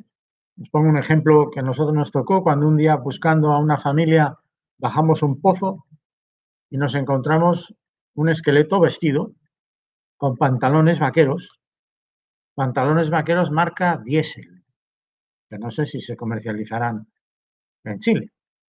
En España sí. Pero la primera pregunta, este individuo, ¿desde cuándo se venden pantalones marca Diesel en España? Que es una empresa italiana.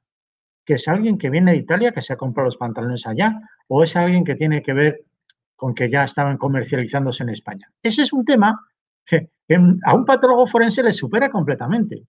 Y sin embargo, alguien de este espacio puede decir, mira, la empresa Diesel está ubicada en tal lugar de Italia, exportaba pantalones a partir de tal fecha, se comercializaron en España de esta manera, este producto en concreto con la etiqueta que tiene corresponde a tales años, ¿me entendéis, no? Y hace una aproximación de una enorme utilidad.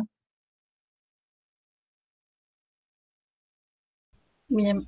Lázaro dice, en Chile el tema de los detenidos desaparecidos o asesinados en la dictadura aún está tomado por el Poder Judicial como asesinatos comunes o desapariciones comunes, sacándole el daño a los derechos humanos.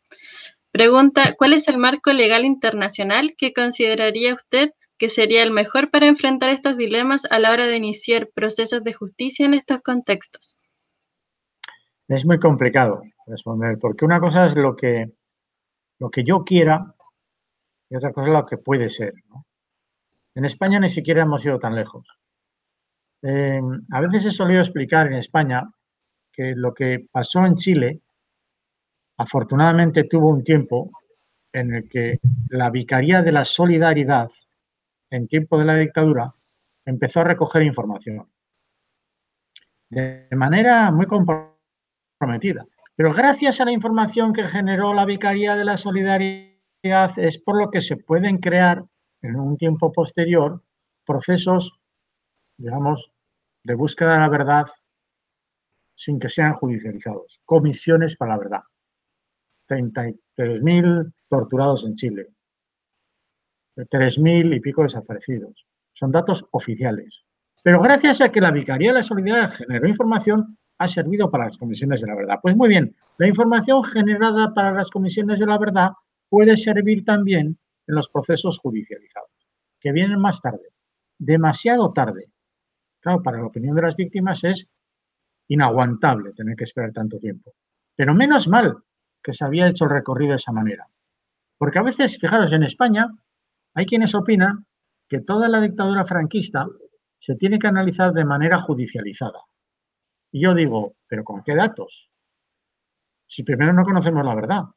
Pero si para conocer la verdad no solamente vale el esfuerzo judicial con sus formalidades. Este esfuerzo judicial es tan lento que puede que no se llegue a ninguna verdad nunca. Hay que generar verdades por partes, en algunas parcelas, en comisiones para la verdad. Y esa información formalmente obtenida puede tener aplicabilidad en los procesos judiciales penales. Y ahora decimos, ¿y se tiene que aplicar el marco internacional? Pero por supuesto, porque nuestros países suelen ratificar esas consideraciones que son universales y por lo tanto son de obligado cumplimiento. ¿Se cumplen estrictamente en Chile? Pues sí y no. En algún caso puede, en general no. Y siempre existirá en la apreciación de las víctimas la percepción de que lo que se hace es insuficiente. En materia de víctimas esto va a ocurrir siempre. Siempre, digamos, estaremos tarde y habremos hecho cosas de manera insuficiente. Ahora, quizá también digo una cosa, para que no nos alarmemos todos. Reconozcamos que estamos aprendiendo todos. O sea, que es muy fácil perseguir algunos de los ejemplos y después tratar de imitarlos allá donde vives tú. Y nosotros en España estamos concernidos por esto. Claro, la ley que hay en España a propósito de la memoria histórica del 2007 es insuficiente. Ahora se va a modificar la ley, porque nos damos cuenta que es insuficiente, pero es que estamos aprendiendo.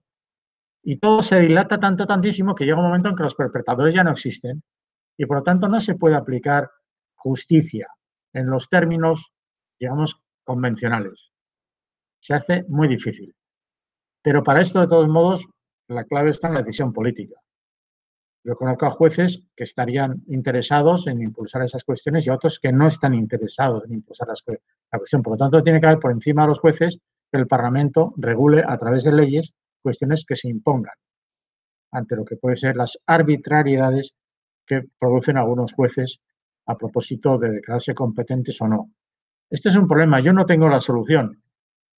A mí Chile de todos modos me parece que es un recorrido muy importante.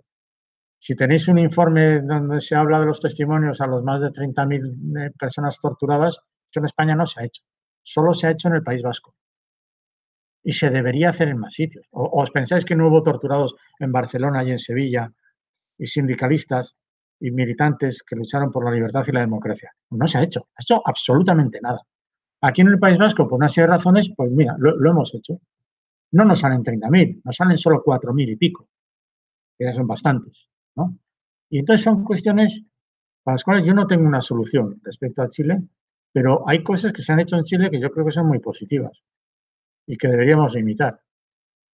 Entre otras cosas, crear una unidad especial de identificación humana para temas de vulneraciones de derechos humanos.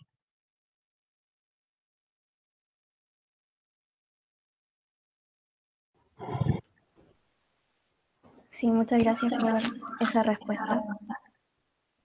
La siguiente pregunta de Valentina Torres dice, ¿qué observaciones tiene de un caso tan emblemático como el de Salvador Allende? Bueno, el ejemplo de Salvador Allende tuvo una versión oficial que obviamente tiene que ser criticada porque se hicieron muchísimas trampas. ¿Quién se puede fiar de la Fiscalía Militar del año 73? Seguramente nadie, claro. De una autopsia hecha en el Hospital Militar, pues seguramente nadie. Hecha por un forense y por un cirujano. En fin, es lógico entonces que los casos se revisen. Con todo existía la conciencia por testigos muy próximos a Salvador Allende de que había optado por suicidarse.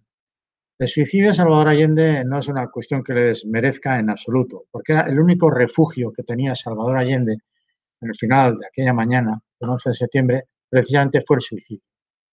El único sitio donde pudo refugiarse. Esto es muy, muy trágico decirlo, pero es una realidad. Y así se quedó la versión oficial. Pasaron los años y entonces surgió una revisión del caso. Se comprendía en cuanto a su propuesta como que era imposible que se hubiera suicidado, teniendo en cuenta cuestiones muy forenses, de trayectoria, de balística, etcétera, ¿no? Y entonces, ¿qué se hizo? Lo que hay que hacer. Crear una comisión de expertos y revisarlo todo. Pero todo con todas sus consecuencias. Yo, para tranquilidad de los que incluso no crean en la versión del suicidio, que es la conclusión a la que llegamos a aquel colectivo de expertos, diré que tuvimos en nuestras manos todos los medios materiales que quisimos tener. No hubo limitación de nada. En cuanto al equipo humano o técnico y el instrumental o material. Y por eso pues, se llevó a cabo la exhumación que conocéis, la revisión de los restos, el acceso a la documentación original, la toma de una entrevista a un testigo de aquella mañana, y de ahí sacamos una opinión basada con argumentos que puede explicar perfectamente bien y despejar alguna duda a propósito del suicidio. Salvador Allende. Bueno, esto yo no puedo ser demostrativo hablando así solo. Debería explicar con una serie de imágenes el por qué llegamos a esa conclusión. De este asunto, si alguien tiene alguna duda, podría haber un capítulo que hicimos para la televisión vasca en la serie El lector de huesos, porque es todo bastante reconstructivo y visual para poder comprender en qué basamos la opinión del suicidio. Yo creo que es un suicidio muy claro, pero fijaros qué detalle forense final del informe, cuando llegas a las conclusiones. Y pudimos añadir, a poner una frase que otros forenses igual no hubieran puesto en el mundo, ¿no? Y es, Damos la explicación, disparos, y decíamos, coma, todo ello en el contexto de los acontecimientos que se produjeron en la mañana del 11 de septiembre en el Palacio de la Moneda de Santiago de Chile. Podríamos haber evitado esta frase. Todo ello en ese contexto. Claro, es que os he tratado de explicar esto. Hay forenses que no, a mí el contexto me da igual. No, sí, a mí sí me da. Me importa mucho. Parece que esto no es científico lo que he dicho, pero es perfectamente pertinente. Salvador Allende se suicida no porque esté deprimido, pues se encontrase mal los días previos. Se suicida por lo que le está ocurriendo esa mañana. Y lo que le está ocurriendo, todos sabéis lo que es, porque está demostrado, no solamente históricamente, sino formalmente. Todo ello en ese contexto. Por eso se suicidó.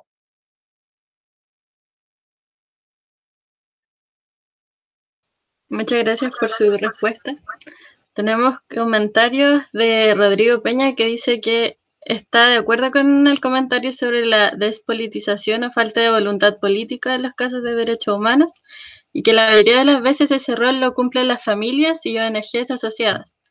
Y esto se ha ido acrecentando para dejar ocultos los crímenes de la dictadura y crear una idea de que todo está solucionado o perdonado y que ya no hay nada más que hacer. Sí.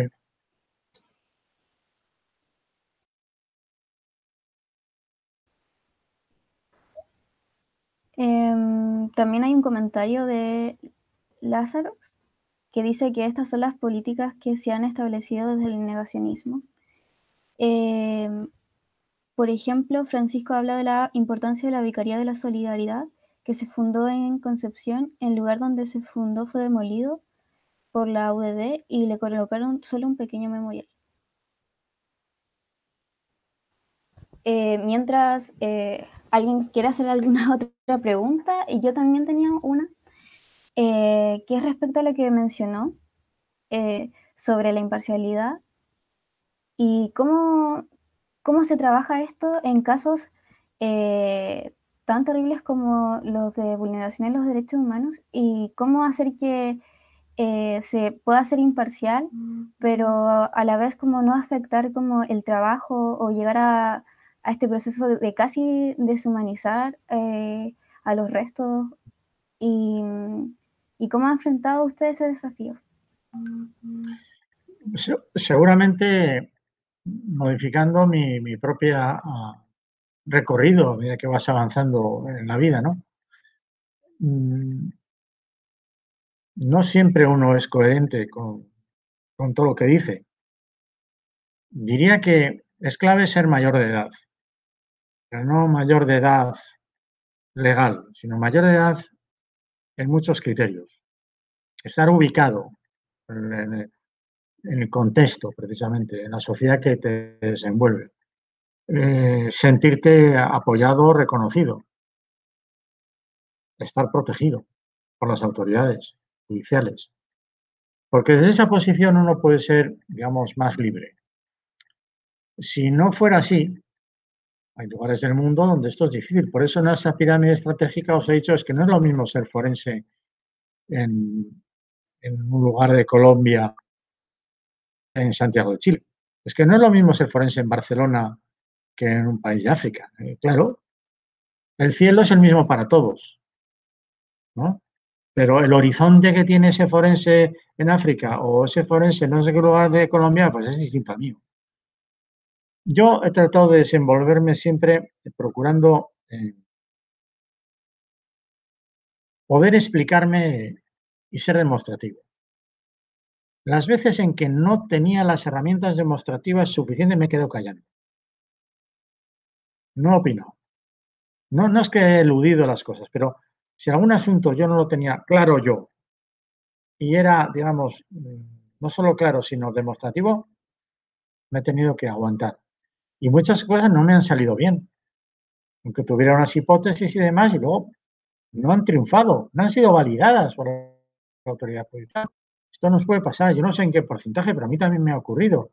Y por lo tanto vas a casa enfadado, o cuando ves la sentencia dices, eso está mal, se han equivocado. Ese es el juego en el que estoy. Y otras veces quizá también he tenido algo de suerte. En algunos de los ejemplos que me ha tocado investigar, pues han tenido una trascendencia por aquí. Pues igual he tenido algo de suerte. Pero siempre siendo claro de quien me tiene que escuchar o me tiene que oír. No tengo una solución para lo que me estás diciendo. O alguien te dirá, lo mejor es tener una formación adecuada y ser erudito en tu materia, ser indiscutible, pero todos estamos sujetos a la contrapericia. Y cuando algunas veces he opinado de una manera y ha venido alguien que me ha dicho, pero fíjate en este otro detalle, las cosas de pronto cambian y no son como lo que yo pensaba. Es que es un tema difícil. Yo no me arrepiento de nada de lo que haya hecho, pero probablemente si volviera a revisar algunos de los ejemplos que me tocaron hace muchos años, pues igual no serían redondos, perfectamente redondos desde la perspectiva forense, porque hay aspectos que no se trabajaron suficientemente bien en cuanto a la dedicación del tiempo, por ejemplo, que tienes que invertir, a la concentración en el caso, en cuanto a que tienes que ser ingenioso, también a veces, para de pronto, fijaros que en materia de policía judicial y cuando hablamos de escena del crimen, y he conocido a muchos policías en esas circunstancias, hay algunos que son muy geniales. O sea, que cuando una escena del crimen desde la puerta de la habitación, sin hablar con nadie, en ese ejercicio de observación, ya están empapándose de ideas. Y además luego tienen imaginación para desarrollar las ideas. Pero hay otros profesionales que pueden estar delante de la evidencia y no verlo. Hay una frase por ahí que dice, muy del campo de la antropología física, que dice, los ojos no ven nada más que aquello que ya conocen. Y si no encuentran lo que buscan, dicen que no hay nada. Claro, pues hay gente que no vale, que no es ingeniosa, que no es imaginativa, que está mirando la escena y no se da cuenta de que la ventana está medio abierta y que eso da una corriente de aire y que la consecuencia de eso es que los insectos en concreto en esas fechas, es decir, todo esto va relacionado de estas maneras, ¿no? No sé. Claro. Itzel Landa de México dice, soy antropóloga forense y si por favor usted le podría compartir alguna publicación en relación a la logística del trabajo del antropólogo forense en una búsqueda. A la logística. Sí. Bueno, pues sí. Creo que en la presentación, de hecho, tenía una imagen que es cómo hay que gestionar la escena. La escena con cadáver fresco entero o con cadáver descuartizado o esqueletizado, me da lo mismo. Sí, alguna cosa. Además está avalada a nivel internacional, está el texto en inglés y en castellano. En México yo creo que hay materiales también sobre aspectos de logística. Bueno, quizás esto, los que más lo desarrollan son las unidades de policía judicial, policía científica. También pregunta, la búsqueda que realizó en la Ciudad de México, en muchas ocasiones no se encuentra la persona desaparecida. ¿Esto es normal? Bueno, no es normal, eso es un problema y eso es un déficit y eso, si estuviéramos hablando de un negocio o de una empresa, diríamos que esa incidencia exigiría hacer un plan concreto para que no vuelva a repetirse. Es decir, si en una empresa un trabajador está a punto de ser lesionado por un accidente laboral pero no se lesiona, digamos que el incidente, aunque no sea accidente, tiene que ser medido y hay que introducir medidas precisamente correctoras para que ese incidente no se vuelva a reproducir. Ahora nos vamos a México. Las proporciones de la ciudad son inmensas y digamos, la impunidad que hay es escandalosa en México. México está ocultando las cifras de desaparecidos y todo lo demás. Durante muchos años Europa llegaban las noticias en ese sentido de Colombia. Colombia era el país que generaba más información a propósito de la impunidad, crímenes, etcétera. Pero México está por encima, claramente. Eso se está tratando de ocultar. Bueno, quizás sea una estrategia en lo político correcta, pero ahí está el problema de las víctimas. A mí me impresiona de México cosas que he conocido de cerca, como que pueden existir alguna asociación de madres de hijas desaparecidas. No de desaparecidos, o no de desaparecidos indígenas, o no de desaparecidos por motivación política, sino una asociación de mujeres, madres de hijas desaparecidas. Hasta ese punto tiene el tema semejantes proporciones. Entonces, es difícil porque en México sí hay manuales, textos profesionales, tradición, formación. Ahora mismo en México existe incluso una titulación que es la de criminalística, una titulación, una licenciatura en criminalística en una universidad pública. Yo me imagino que los que se están formando ahí son los que van a ocupar los puestos de relevancia en el futuro. Eso sería lo correcto, ¿no? Pero eso tardará muchísimo tiempo, porque después hay una fronda, digamos, que no tiene credibilidad, que está trabajando en los temas, y esto hace que sea desesperante, yo lo comprendo, para muchas familias la búsqueda de sus desaparecidos, porque puede que incluso no se estén ni siquiera analizando, que estén totalmente olvidados. De ahí la importancia de la presión que tienen que seguir ejerciendo estas asociaciones. Pues son tantos los casos que puede que el caso suyo en concreto esté dormido en el armario y no haya sido tocado en ninguna gestión desde hace 2 años. No se ha hecho nada.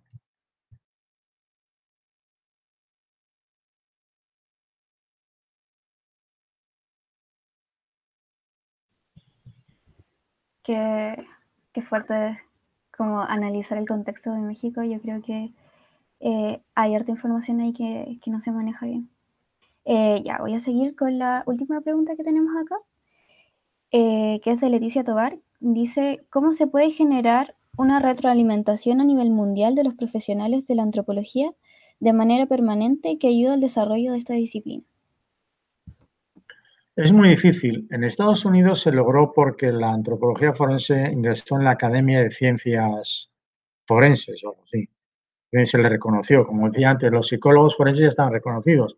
Más tardíamente llega la antropología. Ahora nadie discute su papel en Estados Unidos. Eso ya es importante para el resto del planeta. Pero no es exactamente igual en otros lugares. Hay lugares de Europa donde esto no tiene un reconocimiento suficiente. Se sabe que hay antropólogos, físicos, que pueden ser forenses, pero no están integrados en lo que es el organigrama o el esquema oficial. Yo se lo digo a ustedes, porque están en Chile, o sea, no piensen que su futuro es trabajar en una ONG, dedicándose a exhumar restos de la dictadura. Y por la misma cuestión ir a ejemplos equivalentes a un país que se llama Honduras. No piensen solo en eso, que también, sino piensen en todo lo demás que está estructurado y ocupen profesionalmente esos puestos, si tienen formación y tienen conciencia. Entonces eso a nivel europeo no está completamente resuelto.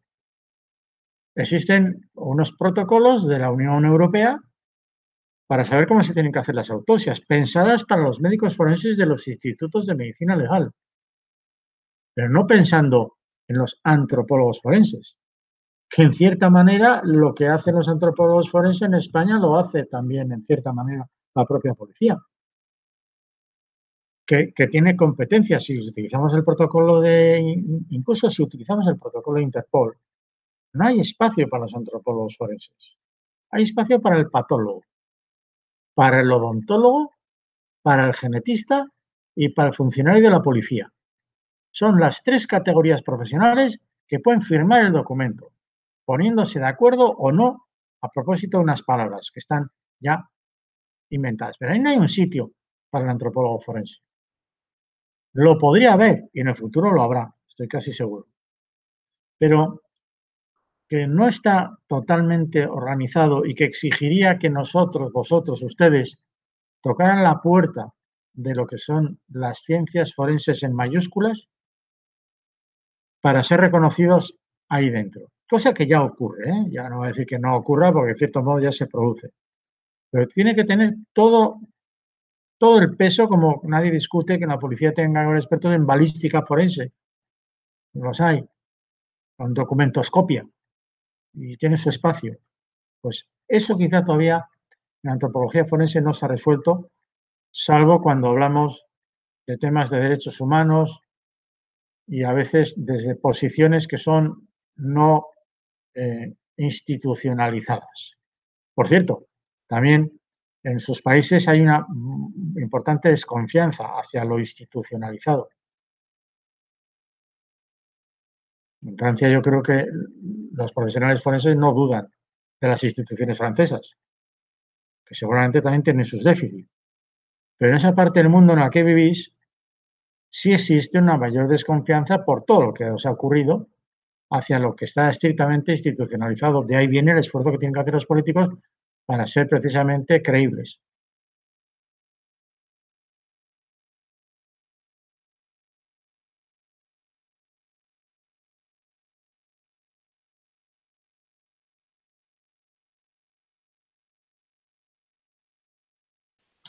Bueno, ya para terminar la tercera jornada, queríamos saber su opinión respecto a las desapariciones forzadas y por el día que se conmemora.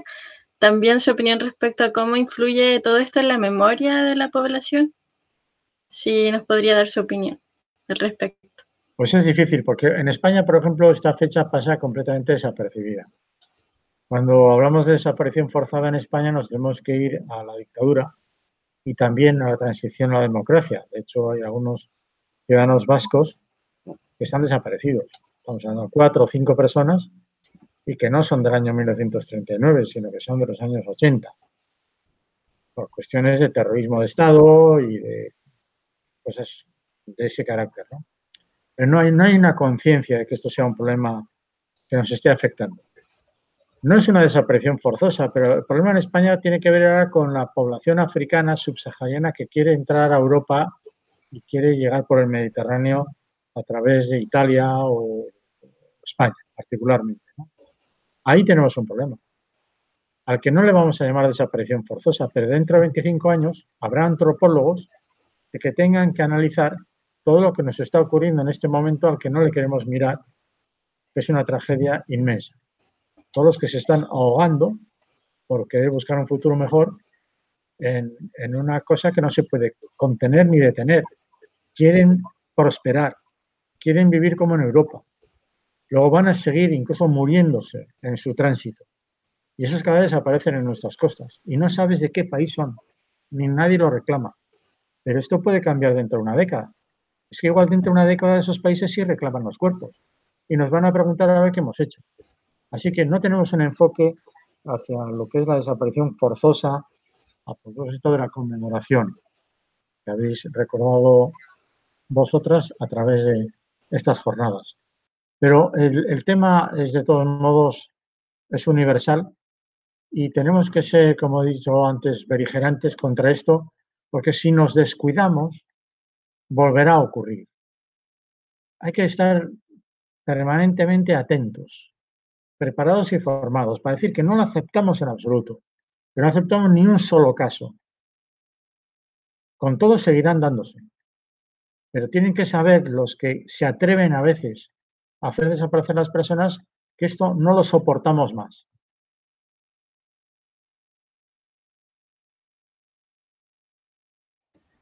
Muchas gracias por esas palabras finales, por darse el tiempo de estar aquí y compartirnos su experiencia, sus conocimientos. Bueno, así damos por terminada la tercera y última jornada de este ciclo conversatorio. Gracias también a todas las personas que estuvieron acompañándonos durante estos 3 días.